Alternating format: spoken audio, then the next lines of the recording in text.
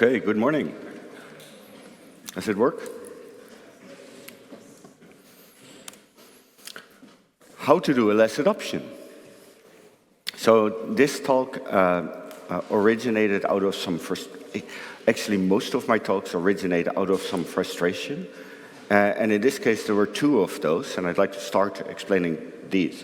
The first one was that in the LeSS community, we often talked about LeSS adoptions as just doing the flip. And it's like, oh, you just have this flip event and you go from what you were before to what I now in this presentation will call a LeSS structure, and that's it. And I found it a bit frustrating because there's a lot more to a LeSS adoption than that one event. It just happens to be the most visible event, and I guess a lot of the LeSS facilitators enjoy that event because it's a lot of facilitation skills and fun and things like that, and they're kind of missing the hard, non-fun things that happened before that. And the second frustration, and I don't have an answer to that, is that I feel that that part, and of course I'm very biased, but it's kind of done. We know how to do that. But much more challenging is the problem of ending LeSS adoptions rather than starting. Because most LeSS adoptions, unfortunately, at some point end, and there tend to be just one reason for that, which is management change.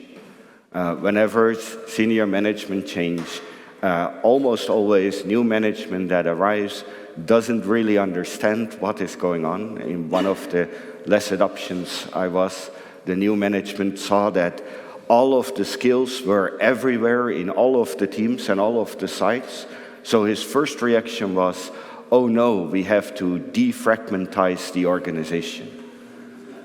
And all of the people in the LeSS adoption went like, no, we worked for this for 8 years, so now you're going to undo all of that, right? And that's, I think, where we as a community have a lot of things to learn still, which is how can we make LeSS adoptions sustainable past that particular change in an organization. So that's the frustration I started with creating this talk, and started thinking about how to phrase LeSS adoptions, and ended up with this picture of 3 phases, or actually secretly 4. And the first phase is, now it's just shown as a pile of books, which gives the impression it's short and simple, but often this is perhaps even the longest phase, which is the learning phase, the gradually getting enough education within the organization to even understand why LeSS would be interesting. So to give an example, one of the LeSS adoptions that I often talk about was in a large international bank. And I often talk about the 2 years that we made a LeSS adoption there before management changed. And you know, we went quite fast there. But in that story, usually I don't mention the 6 years before, where gradual people went through courses. Every now and then we met, we would talk about what problems they have, why they would have them, etc. So that's that education step, and almost all LeSS adoptions have that up front. There's not a very formal structure on it. The LeSS courses help with that. But it's often a lot of gradual work, and you never know whether it leads to anything. Then at some point, someone decides, hey, this is interesting, and then they get to what I call here the pre-LeSS structure. And in the pre-LeSS structure, you're kind of preparing for the change that you're going to do. And there's a couple of decisions that you need to make during that, a couple of hard decisions. And therefore, during this talk, the first part, I'm going to talk about the hard decisions that you actually need to make before you make that flip, that change. Then you have the flip, which is the change moment. The change moment usually takes about 1 week or so. And basically what you're doing in that change moment is you're changing the structure, so your organization, from what I call a pre-less structure to a less structure. The less structure is defined by the less rules, and it comes with assumptions of certain problems that you don't have anymore and other problems that you'll need to solve. Right? So if you think about the discussions that we had yesterday in open space, some of those discussions were pre-less structured discussions. They were talking about now we have product owners per teams, or we have component teams, et cetera, et cetera, et cetera. And some of the discussions were just less structured discussions, where you have the assumption of one product owner, one backlog, and we're then talking about what are the things, the problems that we actually need to solve. This also helps in clarifying some conversations, because when people with less structured problems talk with people with less structured problems, then they often get into these comments like, yeah, but in less, that's not an issue because you have this and this and this. And it often makes the less structured person feel almost annoyed about that, because in their case, that's not the situation at all yet.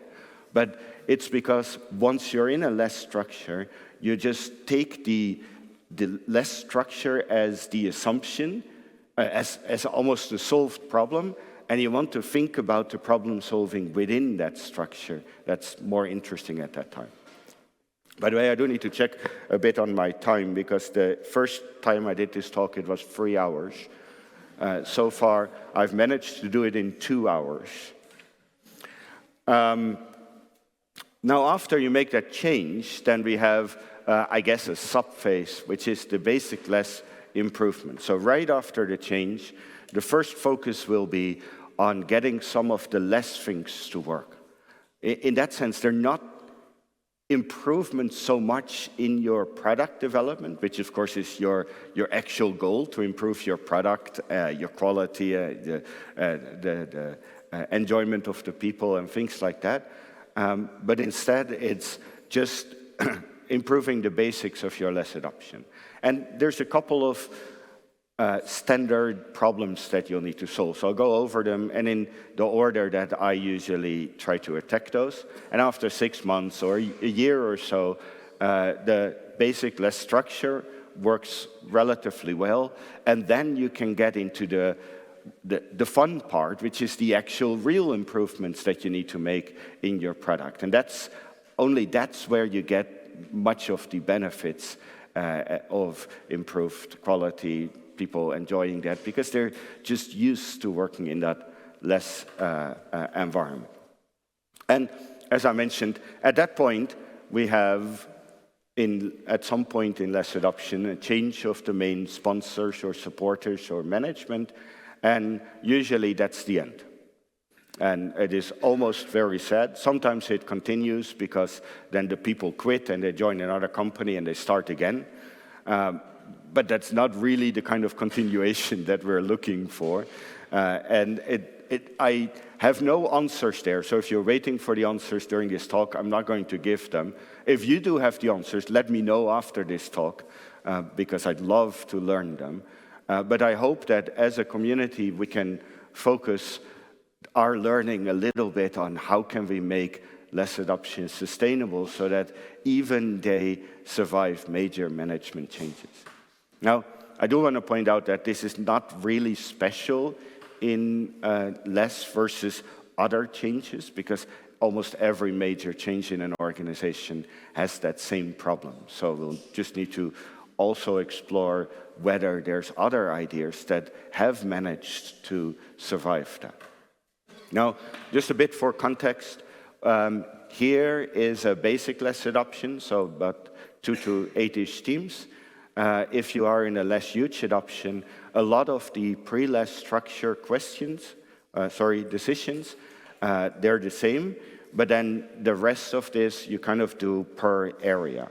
So you would start one area, and some people have heard me say it takes about 6 months to start an area. You see that back here, because it takes about 6 months to get those basic LeSS improvements, the basic problems that you need to solve there when the area starts working, and then you can focus your effort to another area, and the continuous improvement within the area should just continue. Now, in this section, in this presentation, I'm also going to constantly put LeSS rules in the bottom. So the LeSS rules to me are the minimum essential structure that LeSS adoptions ought to have, and each of the decisions that I'm going to talk about are related to some of those LeSS rules. And I want to talk a little bit longer about the LeSS rules. I'll keep this short. So this is a picture of the LeSS rules. And I want to point out, and that helps also thinking in that LeSS structure assumption, that most of these rules, almost all of these rules are hard to adopt. And there's a reason for that, which is most of these rules relate to a common dysfunction in an organization. And so if you take, for example, say rule number 3, the teams are customer-focused feature teams. If all organizations already had customer-focused feature teams, we would have never had that rule. And so the reason that it's a rule is that there's this common dysfunction in an organization, which we refer to as component teams. Component teams lead to certain problems. We have a different way of solving those problems by introducing feature teams, which creates new problems. It's not without problems at all. But the only reason why it's there is because we assume that virtually every product development starts with component teams.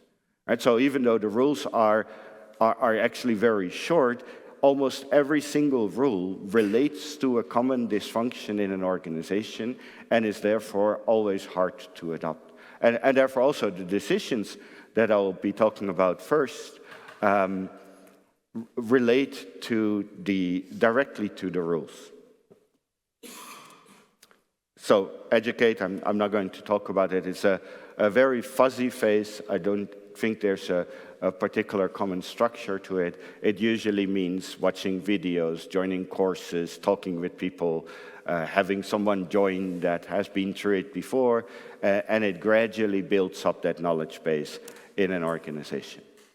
Then, after that education, somebody says, hey, we're going to seriously explore whether we are going to adopt LeSS or not, or even better, if you're thinking about improving your organizations guided by LeSS, because you don't really want to adopt something out there, you want to be in control of your improvements. This is the own versus rent that Craig was referring to yesterday. So the first decision to make when you're going to do a LeSS adoption is your product definition. Right? Because the product definition is a topic that seems unique to LeSS and is, like many of the LeSS rules, the LeSS recommendations are the complete opposite of what most of the rest of the product development world recommends. So in LeSS, you look at your product, you need to define your product because that will be the scope of your LeSS adoption. That means you need to look at the amount of support. Now, it's a huge topic. I'm not going to dive into all of the details, but just a brief summary. One of the best way of thinking about LeSS product definitions is you would like your product to be equal to that of your customer.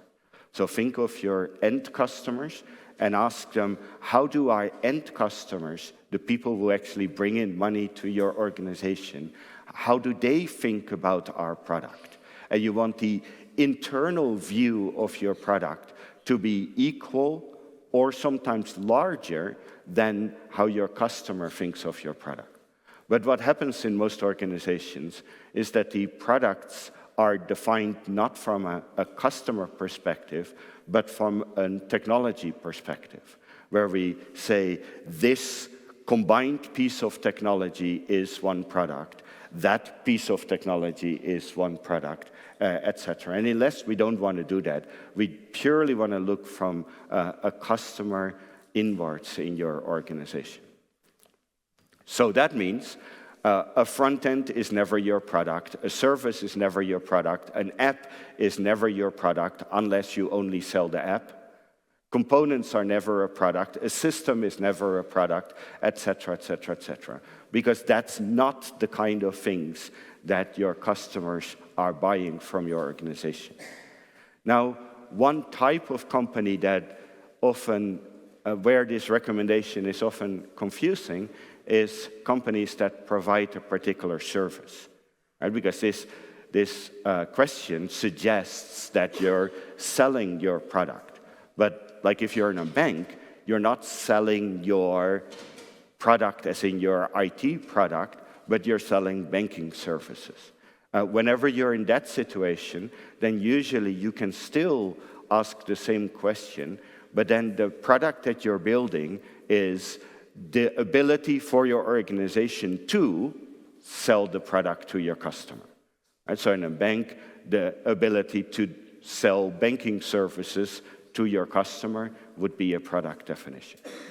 Now, to give some very brief examples, if you're in a bank, usually when we start working with banks, they say, we have hundreds of products. Once you explore what is your product definition, usually it's less than 5, most often 1 or 2 products within the entire bank. One of my favorite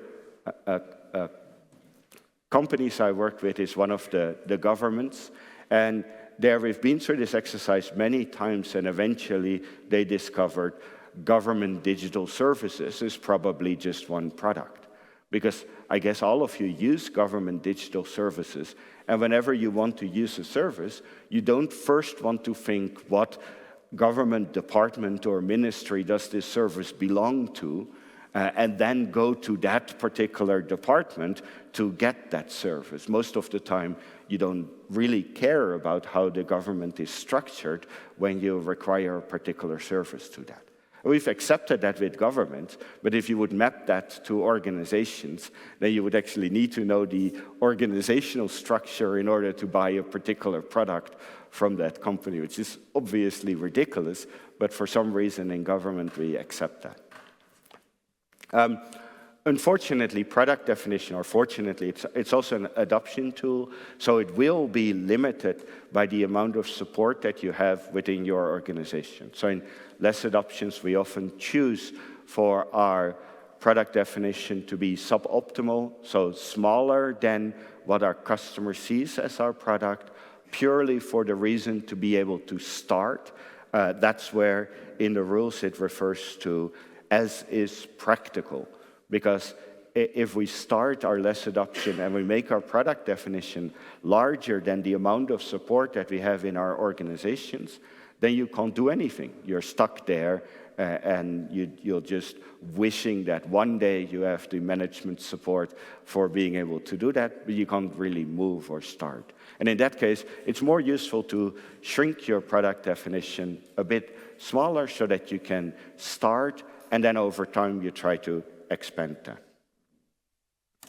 The second key decision to make is then, who is your product owner? Usually it's not very hard to find the product owner. The rule of thumb that I've used is the persons that you call product owner now are probably not the product owner. And so usually you don't even need to look at those. Instead, much more useful is thinking about who's making budget decisions in your organization right now. And that is most likely your product owner. Because budget decisions essentially usually means investing, for example, in this team versus that team. That investment decision is a prioritization decision, a high-level prioritization decision. And in LeSS, that's what product owners do. They make high-level prioritization decisions. They just don't do that, thank you, They don't do that through structuring the organization and signing budgets at small parts of the organization, because that creates very inflexible prioritization decisions. Sometimes I refer to that as prioritization through organization, right? Where I allocate 1/3 of the budget on this team, 1/3 on that team, 1/3 on that team. And if I do that and the teams have a fixed area, then I've now fixed my prioritization within the organization. And that makes it much harder to change. And it's much better to try to not encode the prioritization in your organization, but prioritize through one large product backlog. So look for the person that right now makes budget decisions, investment decisions in your organization. That person is probably the product owner. And for most LeSS adoptions, that means you have a new problem, which is you have people who are called product owners who are not product owners. And you need to solve that problem. And I'll be very clear on this. In LeSS, there's absolutely no room, no space for team product owners. It does not work. It causes lots and lots of dysfunctions. For perhaps the first 10 years of LeSS adoptions, I've tried it, and many of you also, over and over again. It leads to very predictable amount of problems. The best is to not bother trying again. So from the start of your LeSS adoption, you have to remove the people that are now called team product owners. And this is a hard decision because, you know, they're people and they have a role and a career, and etc. And when a role suddenly disappears in an organization, you don't want to get rid of those people because they often have very valuable skills. The default is to move them inside the teams, and they just become team members. That is easy to say. In practice, often the product owners were ex-team members, and they felt that now they've promoted outside of the team to be a product owner. So telling them, again, the product owner role doesn't exist, and now you belong in the team is, in practice, not easy at all. But this is one of those hard decisions that you will need to decide in the beginning of your LeSS adoption. Otherwise, you'll suffer from that from a long time. One of the adoptions I work with now, they almost completely solved it in the beginning, but at one of the areas, they decided to keep two area product owners that would work together as if they're one product owner. Don't do that. It sounds like a good idea, and probably it was the only thing that was feasible in this particular case. But a funny thing happened that at some point one of those left, and then the other one said, hey, my job has become easier now. So having two people playing that role, it might seem good to kind of solve this particular problem, but it causes new problems again. So if you can avoid that, don't do that either. Just have one product owner for your product and one per area. And of course, your area shouldn't be one team, neither two or three. The next thing you'll need to decide is how is the new organizational structure going to look like, because virtually every LeSS adoption means a change, a reorganization of your organization. And there's a couple of very typical things that happen.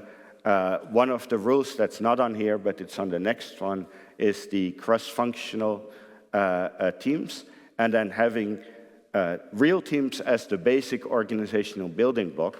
If you fit those together, it means not having functional organizations. And most organizations, they start with functional organizations, so development organization, QA, data science, architect organization, UX organization, each having the dev manager, QA manager, et cetera, doesn't work. Right? So you want to change your organization to remove the functional skills out of your line organization and create cross-functional teams as a part of your organization. Right? This means that you have a team with people with a preference to front end, a preference to back end, a preference to UX, a preference to data science, all reporting to the same functional line manager within the organization, so cross-functional line manager.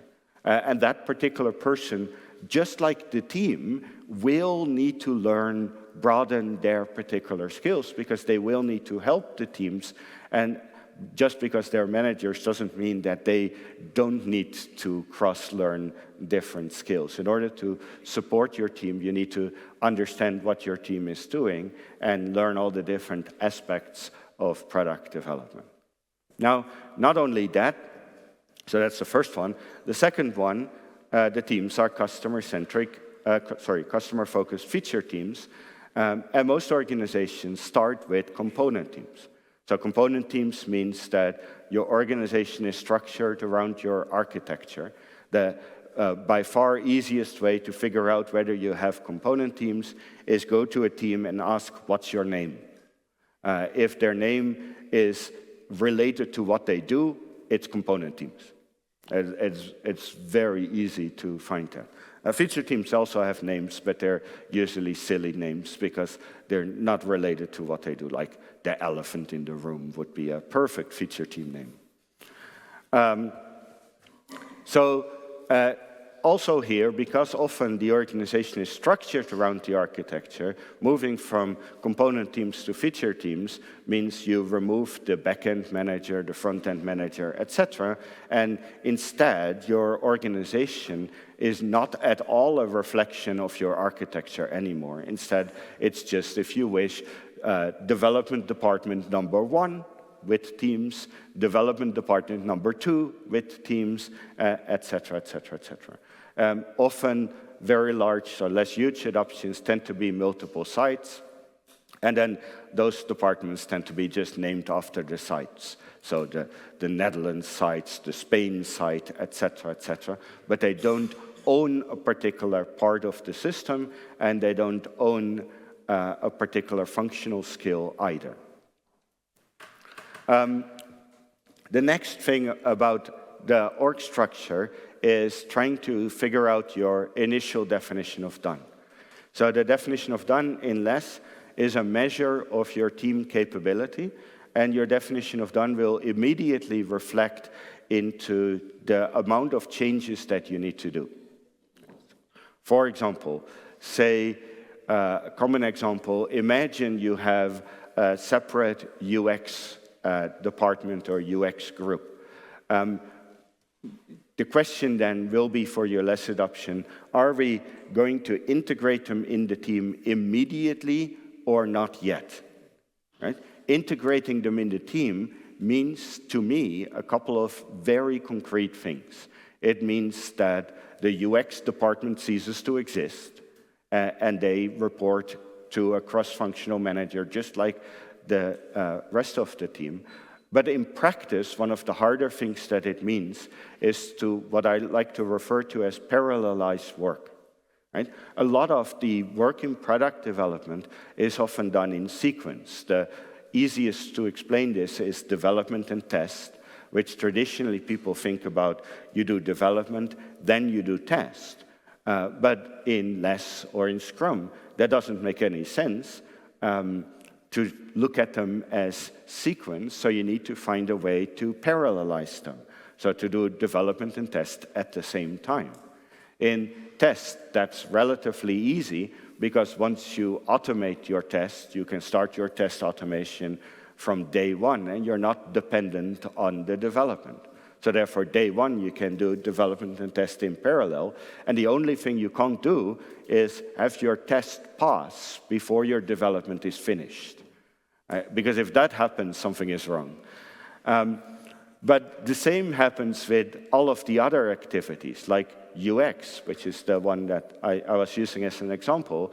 They're used to first working out the UX, and then handing it over to the developers to implement the UX.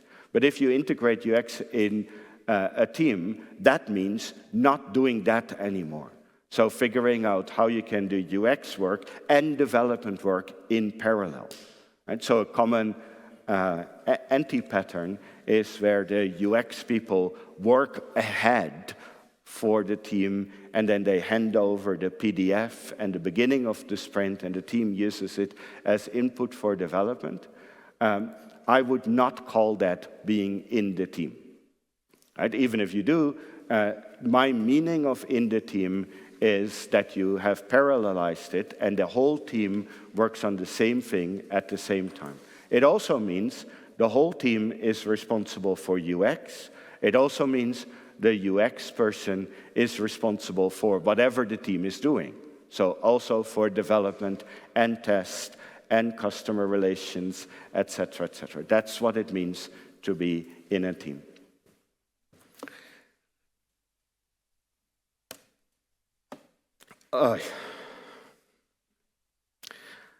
Next, determine location and vendor strategy. This is often, honestly, one of the hardest ones. In LeSS, one of the rules is self-managing cross-functional, co-located. So LeSS puts a very, what's the word? Let me just change the sentence. It finds co-location still very, very important. It does not just accept that remote work can work exactly the same as co-located work. It's not our experience, and co-location is very important for your LeSS adoption. Now, let me first explain this rule a little bit. It does not mean your entire product needs to be co-located. Instead, it means every team needs to be co-located.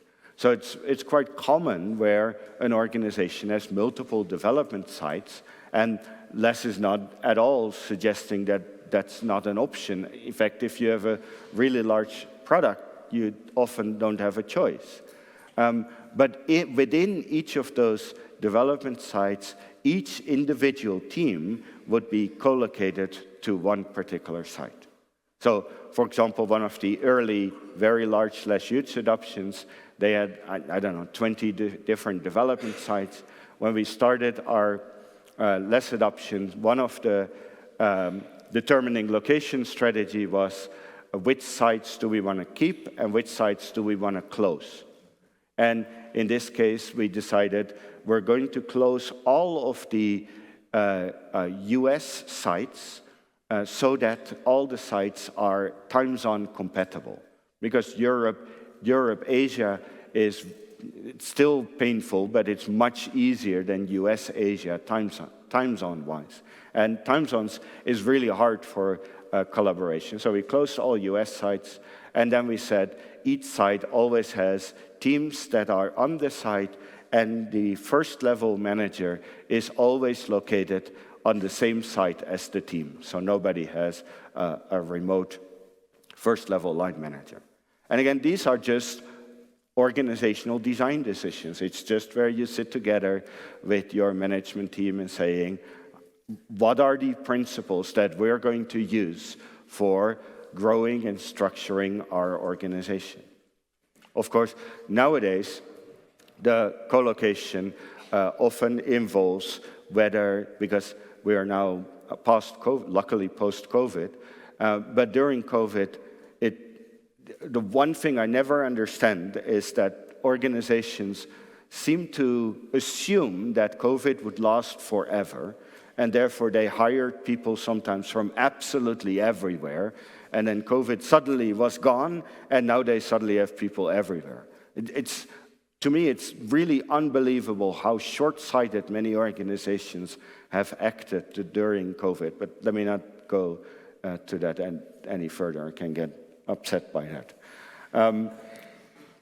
The practice is, the context which you often start is, many people in different places, they are hired, sometimes with the agreement that you have remote work, etc. And you'll need to figure out how to undo that. And this is a very hard decision in organizations. Sometimes it just means, like the organization where I work with now, it's simply saying, you know what, Monday, Wednesday are office days. Everyone is expected to be in the office during these days. And if not, then we'll need to talk about whether you're the right person to work here still.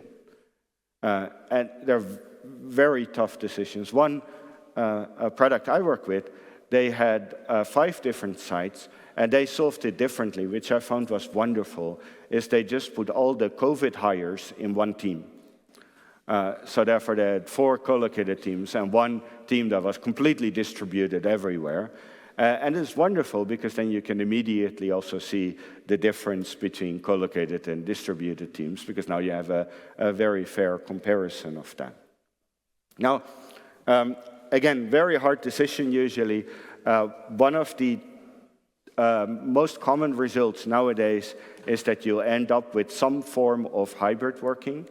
And hybrid working is much closer to co-location than fully remote working. So I don't consider that a huge problem usually. But there's a couple of tips that I can give you to make that actually work. The first one, which sounds a bit weird, is do not let people and teams decide when they're going to be in the office. Right? I work with organizations, I'm sure some of you are in this case, where the organization simply says everyone has to be in the office twice a week, and these days are usually different days, and then people come into the office and they start their Teams or Zoom session and they put on a headphone, and you have no benefit of being in the office. That is, you can just as well stop doing it completely then. Also, you want to have all of the teams in the office at the same time. So do not let the teams decide which days they're going to be in the office. Now, why? Because unless the cross-team collaboration is really super, super important. And if you're letting teams decide when to be in the office, you're optimizing the in-team coordination, in-team collaboration, but the cross-team collaboration will suffer from it, and you're likely to get silo teams that have problems collaborating. So therefore, the easiest way that I would recommend is simply decide how many days do people need to be in the office. If you purely optimize for product development, it should be 5 or more. If you want to take the people and current situation into account, you might end up with less than 5. 1 doesn't make a lot of sense, so usually it will be 2 or 3 then. And then pick actual days that you're in the office. Again, super hard decision to make, but you do want to make it before you start your LeSS adoption, otherwise it will be a mess in the beginning. Vendor strategy might come as a surprise, but many organizations, they use vendors. The most common ways to use vendors is take an architectural component and give that to a vendor, which basically means component teams. And it leads to exactly all of the problems of component teams, so you want to get rid of that, and therefore, in many LeSS adoptions, you end up insourcing particular components again. Like I've worked with banks for a while. One of the things that always amazes me is that a lot of banks have outsourced their core banking system, and I always go like, you know, core banking system should give you a hint of the importance of it, but they did that anyway. And you, in a LeSS adoption, you often end up insourcing that again. Now, let me clarify why and what has happened here. Right? Outsourcing components makes perfect sense in a world where you have no change and are optimizing purely for cost. Right? If I don't have a lot of change in scope and I just want to optimize my organization for cost, taking different components, giving it to different vendors, hoping that they magically work together is a perfectly sensible idea. But if you know there's going to be a lot of requirements change, scope change in your product, and you're optimizing for adaptability, then outsourcing particular components makes component team problems even worse, right? Because often the vendors cannot coordinate with each other. It needs to be coordinated with by the client again. So I've seen one of the organizations where they literally replaced a staff of 100 developers with a staff of 100 business analysts and coordinators, and you're not saving any money that way either. Right? So when you optimize towards adaptation, using vendors to build particular components doesn't make sense unless it's absolutely commodity, which is not very common. You can use vendors still. Most organizations that I work with do use contractors or vendors, but then most of the time it's just as a time and material hiring, and they're just a part of team. And in day-to-day life, you don't really notice the difference between vendors and not vendors. That is sometimes for organizations a good idea, even though externals do tend to have a higher cost. Because of most organizations' HR systems, it's often harder to hire internals than to hire externals, and it's easier to get rid of externals when you don't like them, and that might be a good reason for going with that, but then you just pay them for their time and don't assign particular work to them, because that doesn't work. Okay. Halfway, not too bad time-wise. So these are the pre-LeSS adoption decisions. To summarize them, you need to determine what your product is. After you determine what your product is, you can look for your product owner.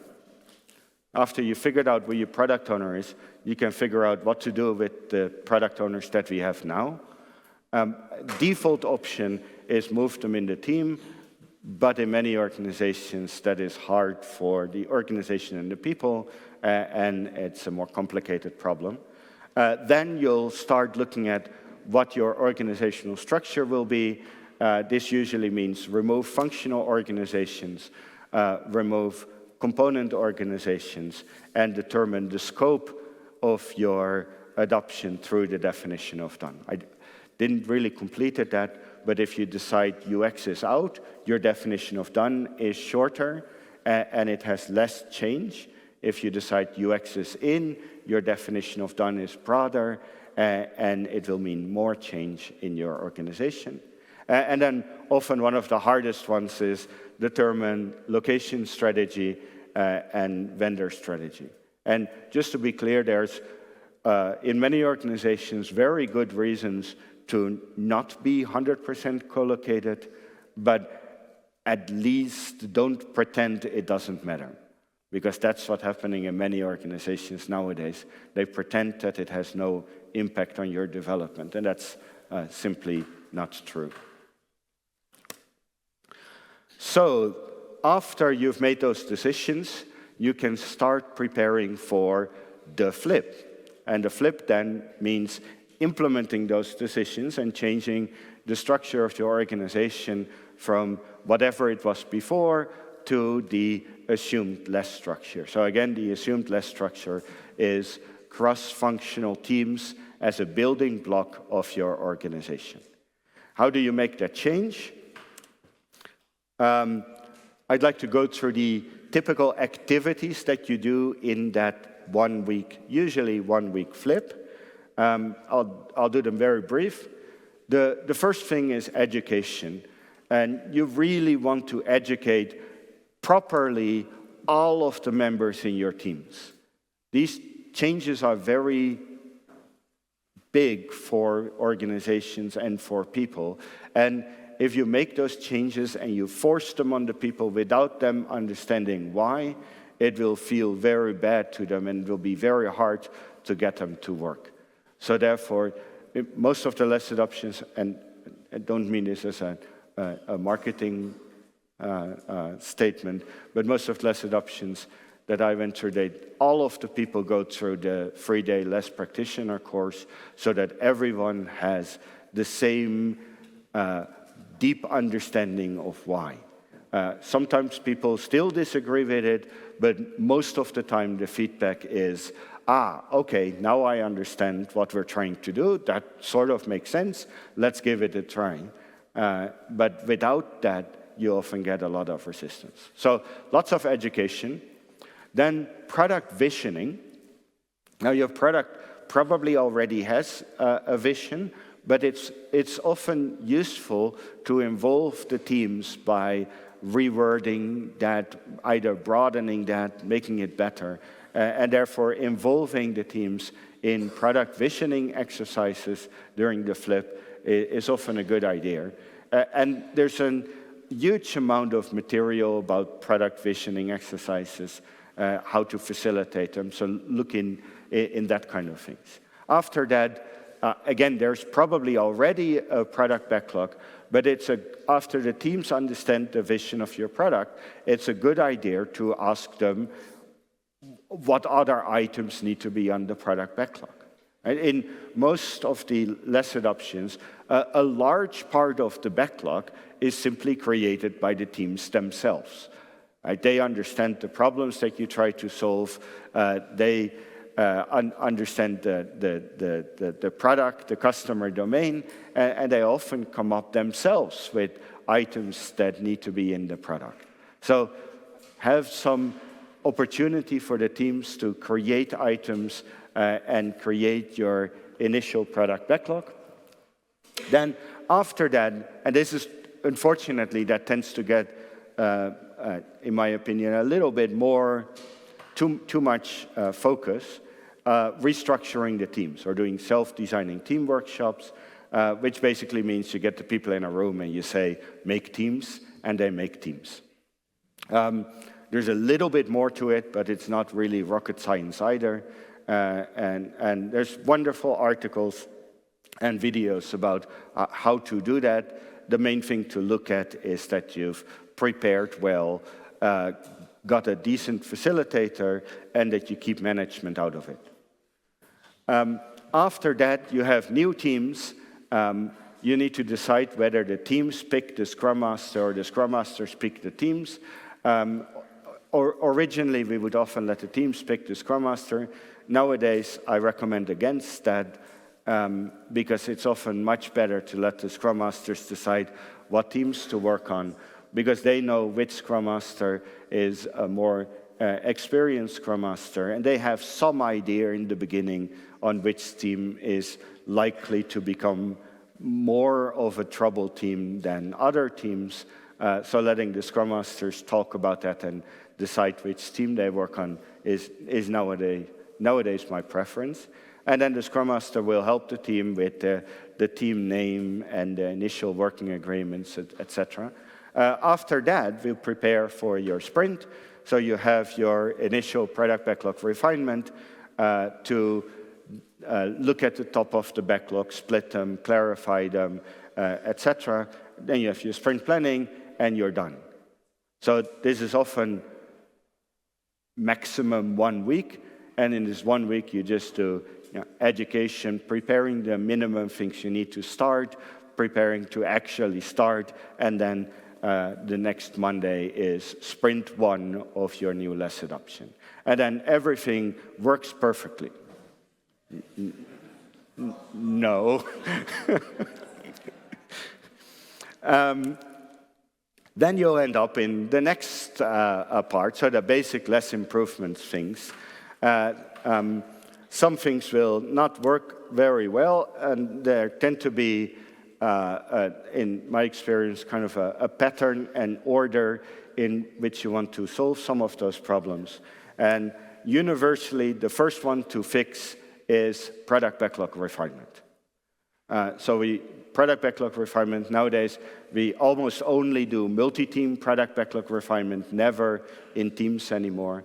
If you read the Black LeSS book, it still says you should do initial team refinement. Don't listen to that book. It's wrong. We've learned our lesson in the last years. try to only do multi-team backlog refinement. Multi-team backlog refinement works with what we call mixed-up groups, so groups of people from different teams, and that's where the problems start. Because now, teams will be, first of all, refinement is an analysis activity that most teams are not used to. Most teams are used to somebody telling them what features to implement, and they just listen to somebody telling that, and then they go and implement that. But in LeSS, we expect them to understand the problem that you're solving, the different alternative ways of solving that problem. Exactly, the team is involved in coming up with the discovery of the requirements. And that's a very big mental shift. So sometimes I've referred to that in the past as the journey from programmer to product developer. Right? And this is, for many people, for basically developers, it changes their complete view of their job, and therefore is a very big change. And that's mostly visible in the refinement, because in the initial refinement, even when the teams have the education of LeSS, still people will be there like, I'm not quite sure why I'm doing this. And you'll have to repeat again and explain that you're building a product, you're not writing code. That's only a minor part of it. And after a while, that starts clicking. And most, I guess all of the teams I work with, they love that changed perspective. But it's very hard because it really broadens your responsibility as a team and as a developer quite a lot. Then, the next problem is that because of the mixed up groups, you'll end up clarifying features that you're not implementing. Right? Because we only decide which team works on what features during sprint planning 1. So some of the developers are going to say, I don't know why I'm involved in this. I'm not going to do this anyway. Why would I need to clarify that? Right? And that's where the teams are learning this LeSS principle of whole product focus, where you want the teams to learn the product broader than that they actually work on. But again, that's a big change in their responsibility, because previously they would just look at their responsibility as taking a feature, implementing it, and now it is understand the product broadly, understand the customer domain, together clarify what these requirements, features, items might be, and then maybe you will be the one implementing that. So all of these are hard. You need, in order to fix your refinement, you need to have someone who knows how to do that, a good facilitator, and constantly talking about the whys. Why are you doing that? When the team is within this phase where they're challenging that, let them challenge that, right? But let them challenge that in a way of, the purpose of refinement is this and this and this and this. If you guys know a better way of achieving that goal, we're open for a discussion, but we're not going to let the goal of whole product focus moving to product developers. We're not changing that, right? And that way you make sure that the teams do start thinking about how to change it themselves. You give more responsibilities to the team without dropping your goal completely. Now, after your refinement works well, then your sprint planning 1 doesn't work well yet. That takes a little bit of extra effort. So sprint planning 1 usually is only a maximum 30 minutes meeting. It's very short. It's one of the easiest ways to see if your LeSS adoption is functioning or not. The main things to look at is the involvement of the product owner. If the involvement of the product owner is nearly 0, good sign. If he is deeply involved in your sprint planning, something is wrong. So sometimes I summarize that as the conversations need to be team-team conversations and not team product owner conversations. Right? The product owner takes the top of the backlog, just gives it to the teams and says, guys, figure out which team is going to work on what, and that's a problem that the teams together need to solve. Now, what will happen in Sprint Planning 1 is that in the beginning, the teams are used to thinking about my work, and they're going to grab the items that they want to do.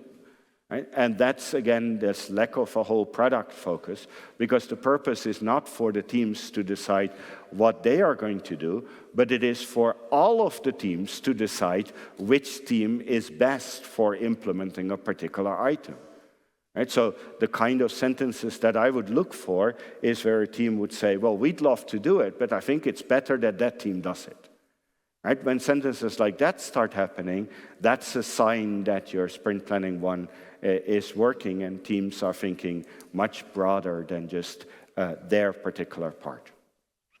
Then, co-location, you will have, if you make the decision that there need to be office days, you'll get a couple of people who are resisting that, and you'll need to figure out how to deal with that. Then once everyone is in the office, you should make an actual collaborative office. Right? So no cubicles. Make sure that your teams are involved. Make sure that they have a good setup. Co-location, my definition is a table per team. So you just have all your teams sitting together. Make sure that your teams are involved in how to redesign, redecorate your office so that you actually maximize that use of co-location. Then the fun things start happening because teams start having conflicts. The reason for this is the cross-team shared code ownership. Right? Component teams often leads to low-quality code and components because the engineering standards are always local to a particular team. So when this team owns a particular component, when they make a mess of that, nobody notices that and nobody sees that, and one day they leave, and then you'll notice, oh, it's a mess. But what happens in feature teams is that you start working with multiple teams cross components, and then suddenly the different teams have different engineering standards. And this team here might be annoyed by that team there because they often work in, say, the backend, and it had a good unit test coverage, and that team came and didn't write a test. And then this team goes like, hey, aren't we supposed to write tests here? And that's the discussion that you need to have. Right? So this is, it's painful, but this is very, very good, because at this point we can start having a cross-team discussion about what are the acceptable engineering practices within our organization. This is a very, very important thing to solve when moving to feature teams. If you don't pay attention to this, you run the risk that the teams stop caring, and that's kind of a downward spiral. But if you just facilitate this conflict and the conversation, then this leads to gradual increased level of engineering standards that will have a positive impact on the quality of your product. And amusingly, after that, I focus on the overall retrospective. And that usually comes as a surprise, because often people say you should focus on the retrospective first. I stopped doing that because in the retrospective, in the beginning, we'll get complaints about backlog refinement. After that, we'll get complaints about Sprint Planning 1. After that, we'll get complaints about office use. After that, we get conflicts between the teams related to engineering practices. And after that, I don't know anymore. So now we need to focus on the overall retrospective to discover what is the next thing that we need to improve. But the first ones have been very predictable. This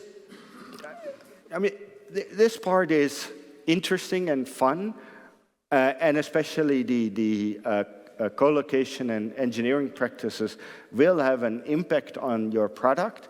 But But so far, most of these are just getting the LeSS structure to function and to work. So getting that basics in place.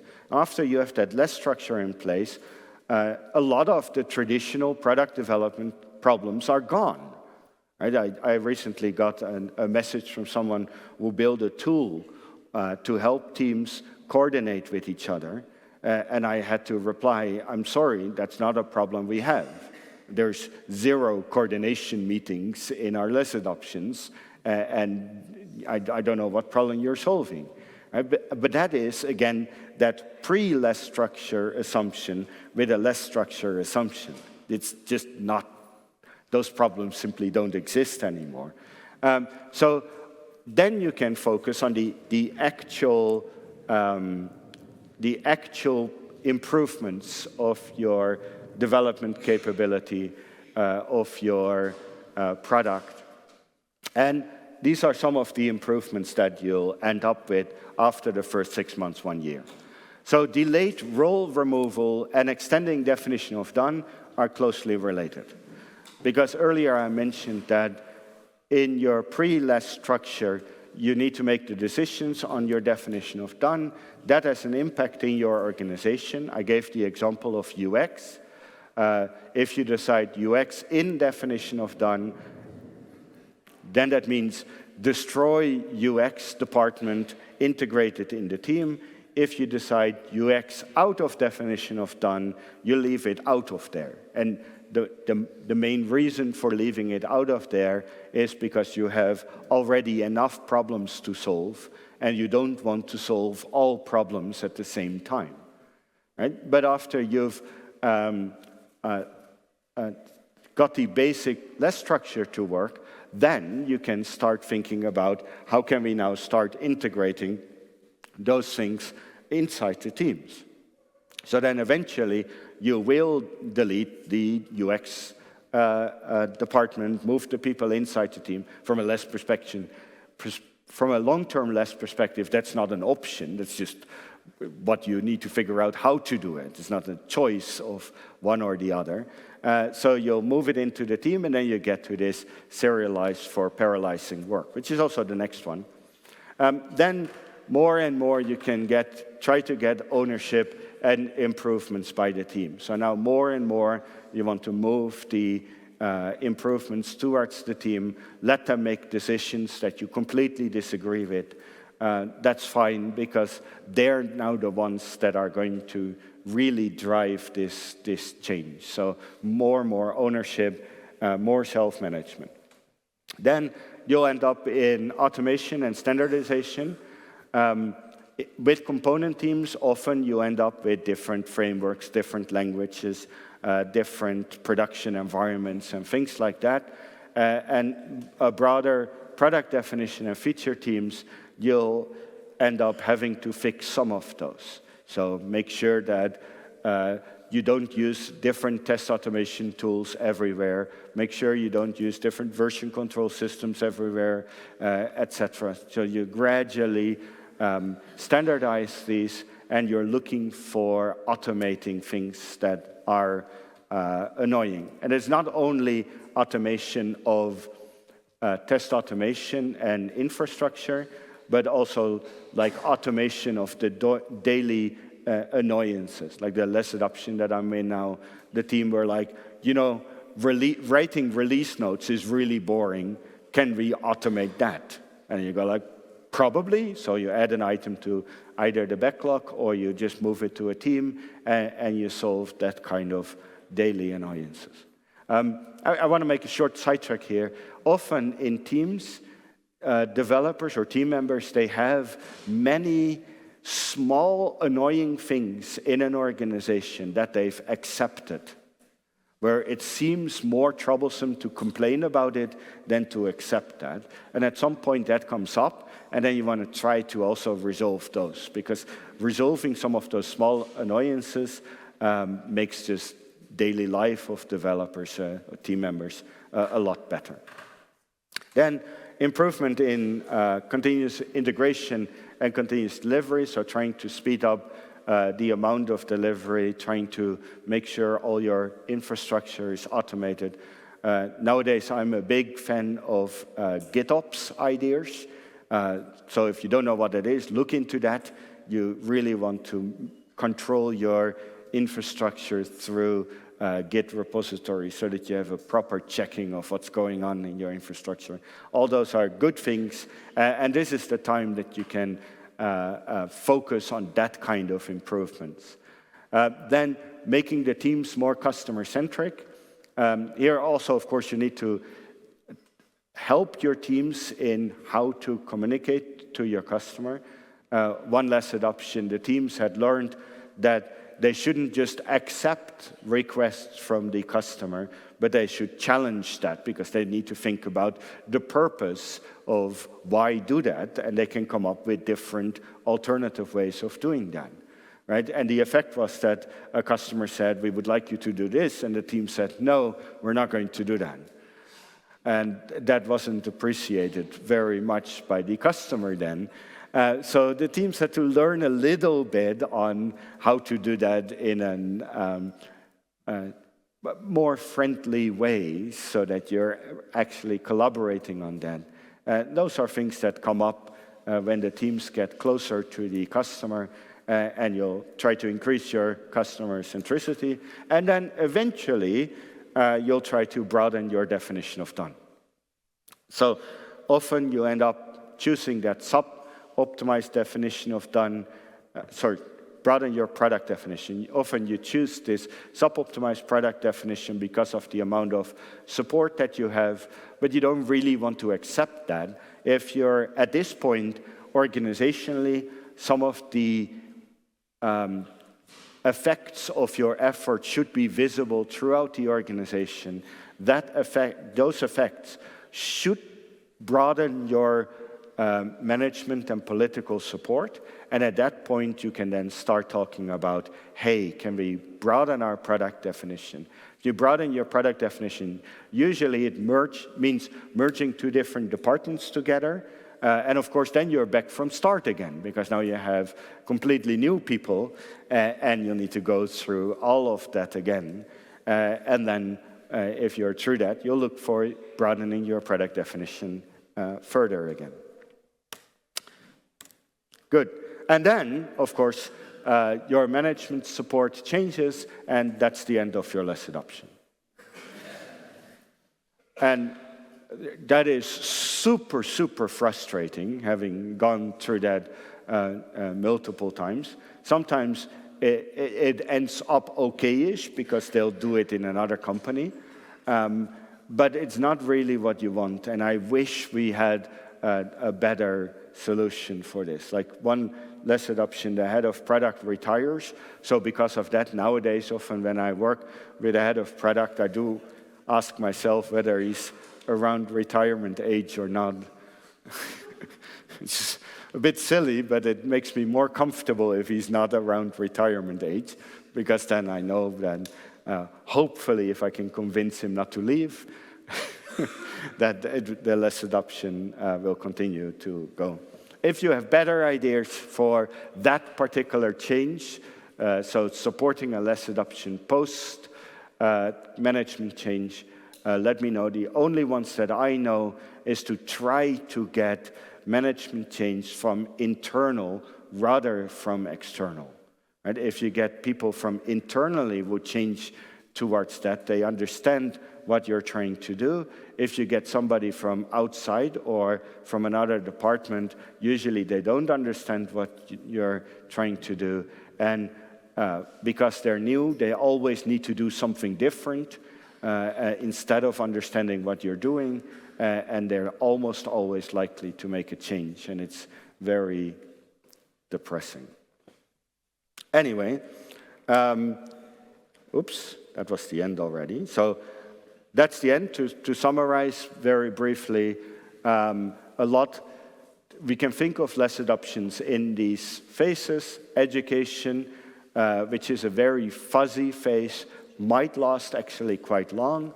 Pre-LeSS structure, you need to make some tough decisions about product owners, co-location, vendor strategy, organizational structure. After you've made those decisions in your organization, you can make a flip event, which is the actual change towards a less structure. After that, it's not going to work immediately. There will be some standard problems you need to solve. Most initial effort tends to be backlog refinement. Once you get that to work, it goes quite smoothly. And then after basic less structure is there, then all of the traditional product development problems, or a lot of them, are gone, and you can focus on actual, real product improvement. And that is our goal eventually anyway, to make those real improvements in the product, not make process changes, but have an effect on the product itself. And then hopefully one day we'll know how to sustain management change. I don't need 10 minutes. It's done. Q&A. Okay. Thank you very much.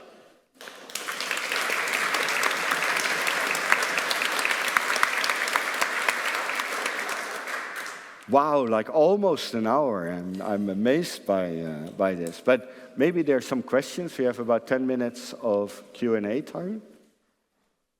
Any questions? During the flip? There's a microphone, Tom. Thank you for that. During the flip, you also define done?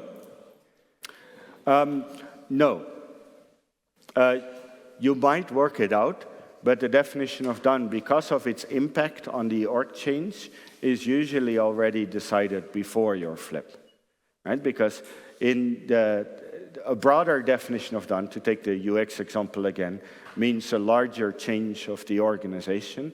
So therefore, I consider the initial definition of done to be mostly a management decision, not a team decision.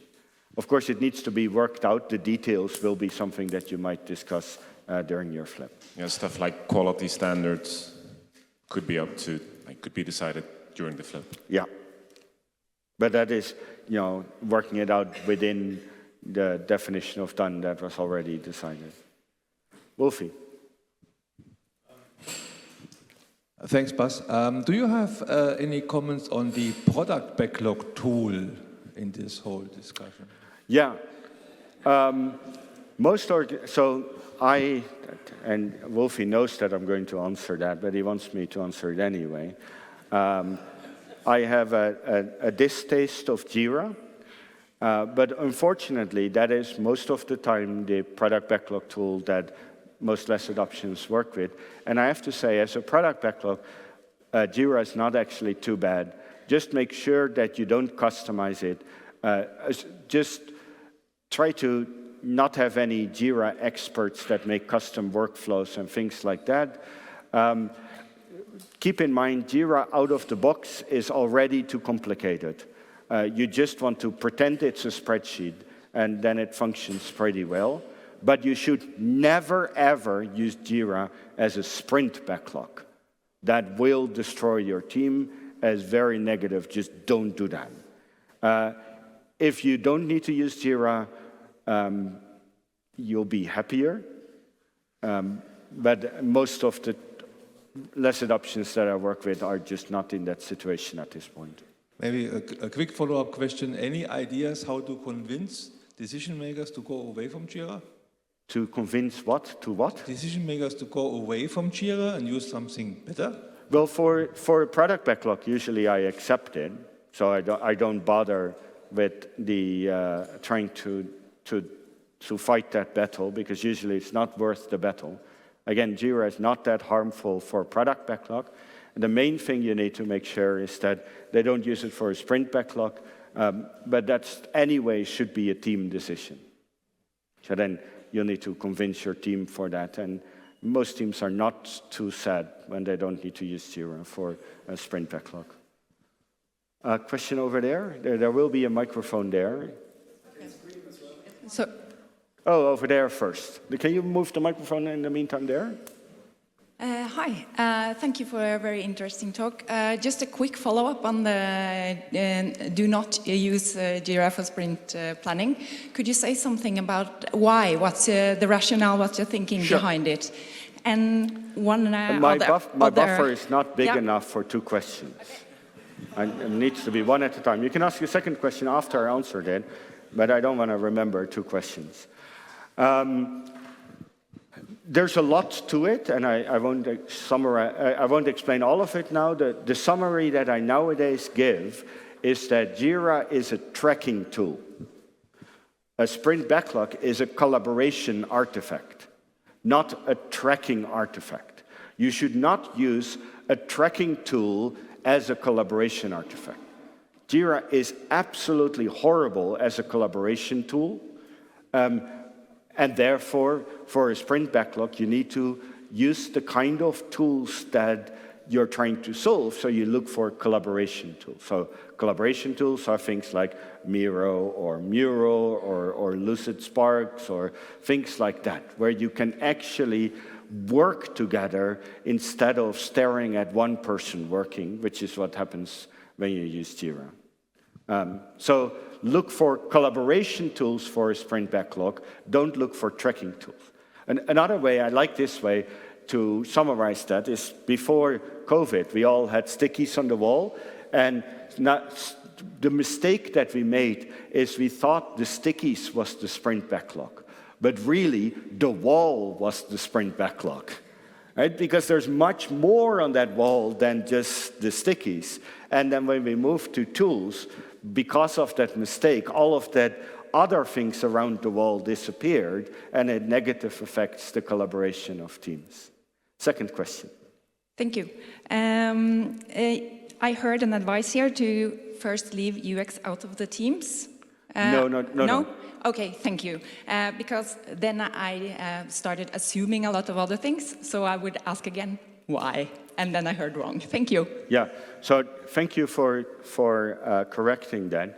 So my advice is not to keep the UX out of the team, but my advice is to solve one problem at a time.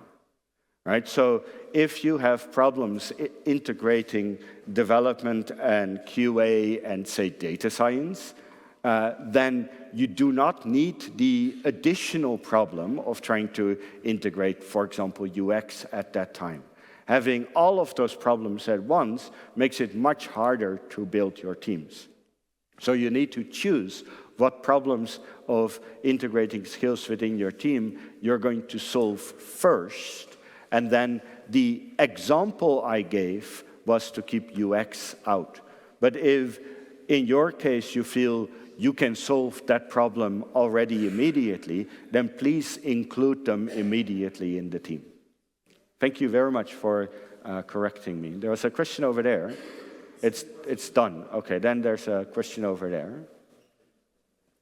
First, thank you very much for your presentation.